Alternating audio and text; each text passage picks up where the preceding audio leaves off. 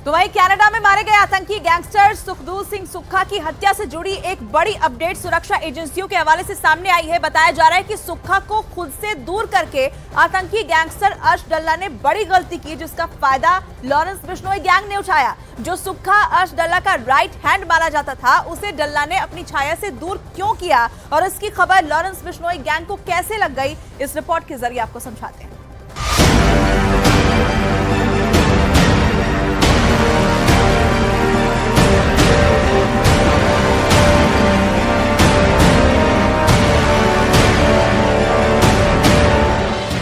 Lawrence gang को किसने बताया सुखदूल सिंह सुक्खा का पता?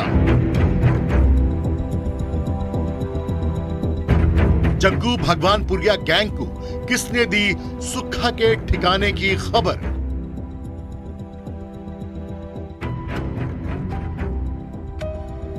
कौन कर रहा था सुक्खा के अलग थलग पड़ने का इंतजार?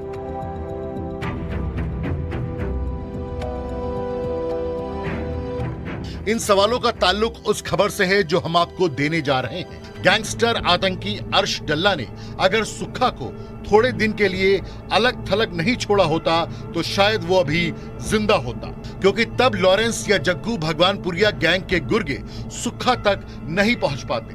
तो ऐसा क्या हुआ कि अर्श डल्ला ने सुक्खा को अकेले रहने के लिए छोड़ दिया और ठीक उसी समय किसी ने ये खबर लॉरेंस और जग्गू गैंग तक पहुंचा दी, जिसके बाद सुक्खा पर जानलेवा हमला हुआ और उसे मौत के घाट उतार दिया गया।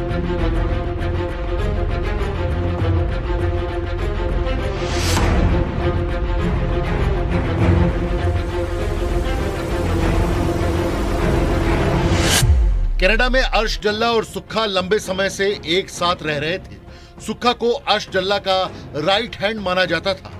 सुक्खा की पंजाब में लोकल गैंग के बीच गहरी पैठ थी, जिसके दम पर अर्श डल्ला पंजाब में वसूली कारोबार चला रहा था और हरदीप निज्जर के इशारे पर खालिस्तानी गतिविधियां भी हैंडल कर रहा था। लेकिन पिछले कुछ दिनों से सुक्खा ड्रग्स की लत के चलते कोई टास्क पूरा नहीं कर रहा था।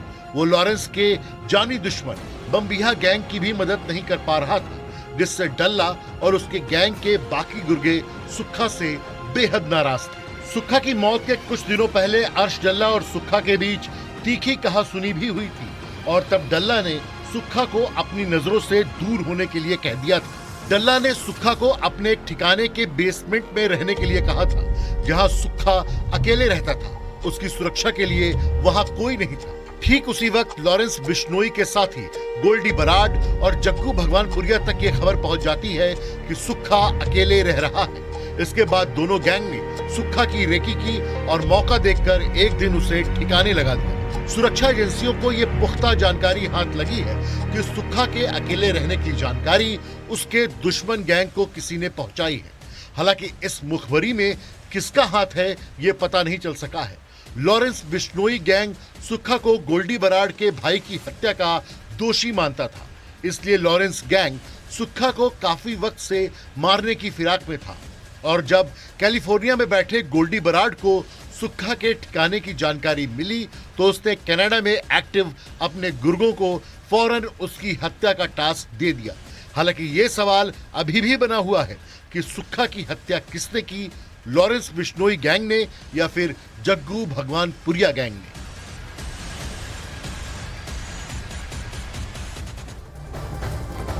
और इधर कनाडा में आतंकी सुखदूल सिंह सुक्खा की हत्या का सस्पेंस और ज्यादा गहराता चला जा रहा है। भारत की अलग अलग जेलों में बंद 2 गैंगस्टर्स ने सुक्खा की हत्या की एक तरफ जिम्मेदारी ली है, जिसके बाद अब जांच एजेंसियां ये पता लगाने में जुटी हुई हैं कि सुक्खा को मौत के घाट उतारने वाला असली हत्यारा आखिर है कौन।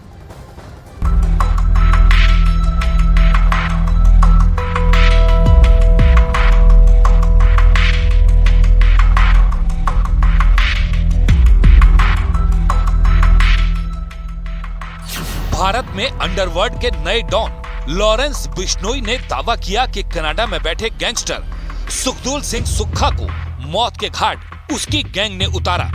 लॉरेंस बिश्नोई के जानी दुश्मन जग्गू भगवानपुरिया ने दावा किया कि आतंकी सुखदूल सिंह सुक्खा के जहन्नुम का टिकट उसके ही गैंग ने काटा।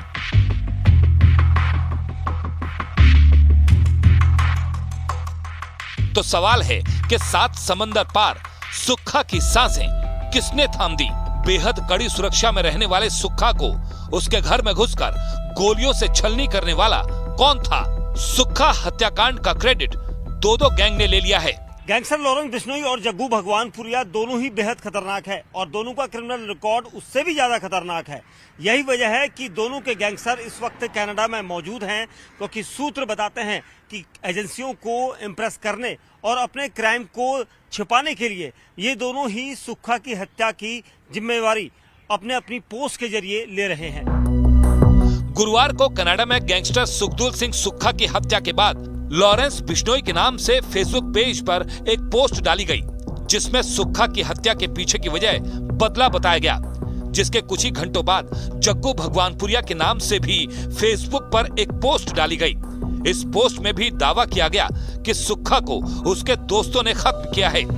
ये दोनों ही पोस्ट ऐसे समय पर आई जब देश दुनिया की नजर भारत कनाडा के बिगड़ते रिश्तों पर है।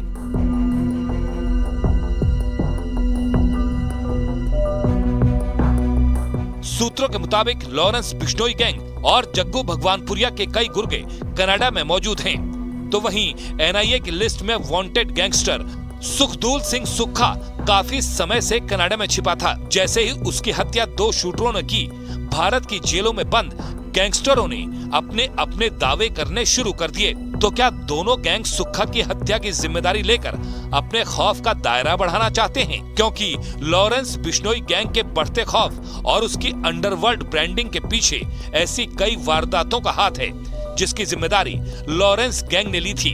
अब सुक्खा की हत्या की जिम्मेदारी लेकर लॉरेंस बिश्नोई दुनिया को यह संदेश देना चाहता है कि उसके गैंग के हाथ इतने लंबे हैं कि 7 समंदर पार छिपा उसका दुश्मन भी उसके कहर से बच नहीं सकता। सुक्खा की हत्या के कुछ ही घंटों के बाद लॉरेंस बिश्नोई ने एक फेसबुक पोस्ट के जरिए ये दावा किया कि उसने ही और उसके साथियों ने मिलकर सुक्खा की हत्या की प्लानिंग की थी और उसको अंजाम तक पहुंचाया था।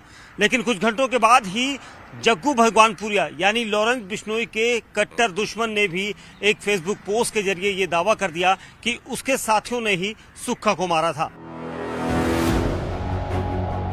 सवाल है कि लॉरेंस बिश्नोई की पोस्ट के बाद जग्गू भगवानपुरिया ने सुक्खा की हत्या की जिम्मेदारी क्यों ली? तो इसका जवाब है खौफ का लॉरेंस मॉडल। दरअसल किसी जमाने में गैंगस्टर लॉरेंस बिश्नोई और जग्गू जिगरी दोस्त हुआ करते थे, लेकिन सिद्धू मूसेवाला हत्याकांड के बाद हुए एक एनकाउंटर में लॉरेंस के 2 खास गुर्गे मारे गए, जिसका ठीकरा पंजाब की जेल में बंद जग्गू भगवानपुरिया के ऊपर फोड़ा गया। और तभी से जिगरी दोस्तों का गैंग बढ़ गया, क्योंकि लॉरेंस को जानकारी दी गई कि जग्गू की मुखबिरी की वजह से ही उसके गुर्गों का एनकाउंटर हुआ। तभी से लॉरेंस और जग्गू गैंग के बीच दरार पड़ गई और आगे चलकर ये दरार दुश्मनी की खाई में तब्दील हो गई।